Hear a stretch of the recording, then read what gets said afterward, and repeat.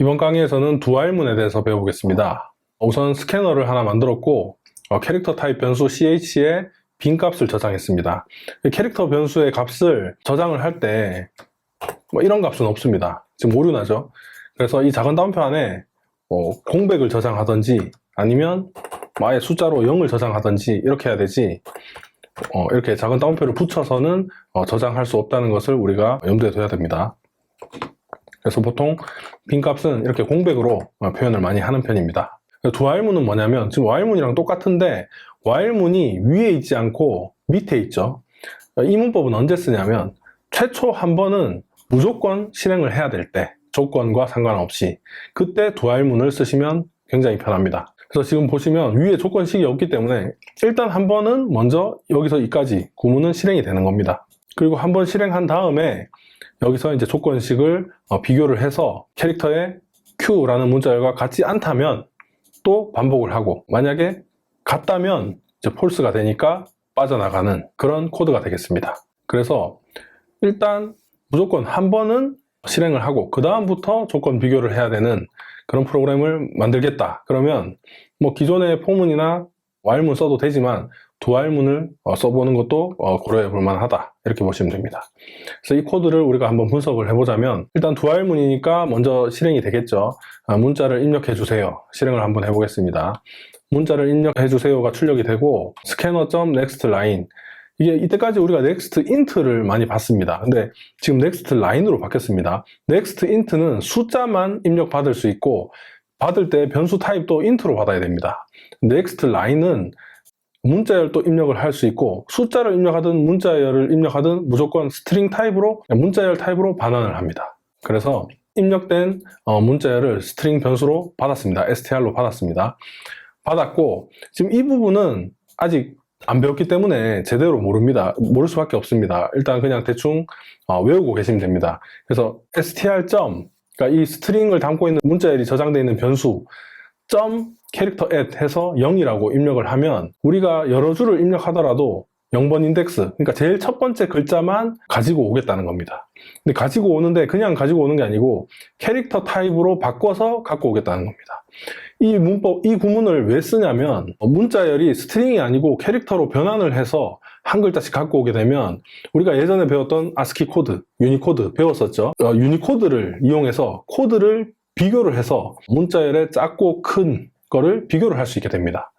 그래서 문자열이 이게 어떤 문자열 범위 안에 있는 문자가 제대로 입력이 됐는지를 확인을 할 때는 한 글자 한 글자씩 캐릭터로 가지고 와서 비교를 하는 경우가 많다, 이렇게 생각하시면 됩니다. 그래서 사용자로부터 입력한 문자열을 첫 번째 글자만 캐릭터로 변환해서 가지고 옵니다. 그리고 이 캐릭터 ch에 저장되어 있는 값이, 그러니까 사용자가 입력한 문자가 0보다 크거나 같고 9보다 작거나 같다면 숫자입니다를 출력하는 프로그램입니다. 제가 입력을 한번 해보겠습니다. 예를 들어서 A123을 입력을 합니다. 그러면 A123을 입력을 했지만 캐릭터 at 해서 0번, 그러니까 0, 1, 2, 3 인덱스가 되거든요. 그래서 0번 인덱스에 저장되어 있는 A를 캐릭터에 저장을 하게 되는 겁니다. 문자를 캐릭터 타입으로 저장을 했습니다. 그러면 이 A라는 문자는 이 작은 따옴표가 있으니까 이거는 숫자 0이 아니고, 연산이 되는 숫자 0이 아니고 문자 0이죠. 이 문자 0보다 A가 더 큰지 작은지를 비교를 하는 겁니다. 근데 상식적으로 이게 문자랑 숫자랑 비교가 되나 이렇게 생각할 수 있지만, 우리가 앞에서 배웠죠. 유니코드. 그러니까 컴퓨터에서는 우리가 문자를 표현할 때 숫자를 이용해서 그 문자표에서 찾아서 출력을 하기 때문에 각 문자마다 숫자를 가지고 있다고 했죠. 그 숫자가 유니코드라고 했었죠. 그렇기 때문에 유니코드로 비교를 할 수 있는 겁니다.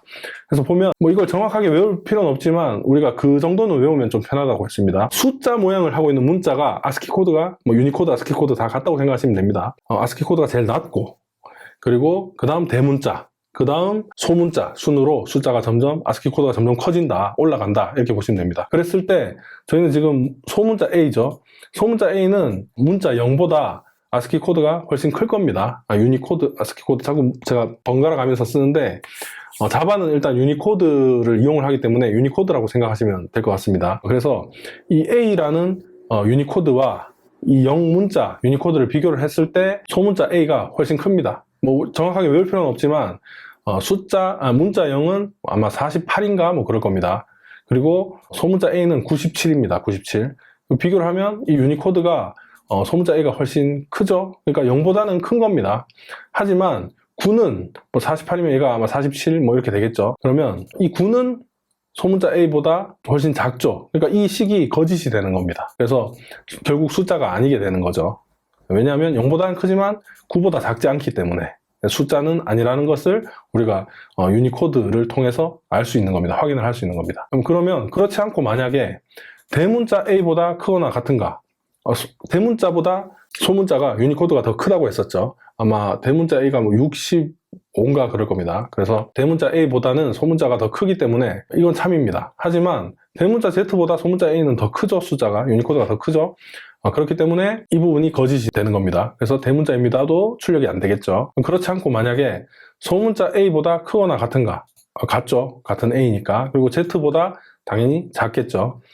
뭐 유니코드는 순서대로 이렇게 나열이 되어 있기 때문에 97이 A라면 B는 98, 뭐 C는 99 이런 식으로 되기 때문에 A에서 Z라고 했을 때 소문자 A랑은 같고 Z보다는 작고, 그러니까 둘 다 참이 되는 거죠. 그래서 알파벳 소문자입니다가 출력이 되게 되는 겁니다. 출력이 되고 그 다음에 이제 while문에 있는 이 조건식을 비교를 하게 되겠죠. 조건식을 비교를 해보면 소문자 A는 Q와 같지 않은가? Q와 같지 않죠. 같은 유니코드가 아니죠. 그렇기 때문에 다시 또 문자를 입력해 주세요가 출력이 되는 겁니다. 그러면 이번에는 숫자를 입력해 보겠습니다.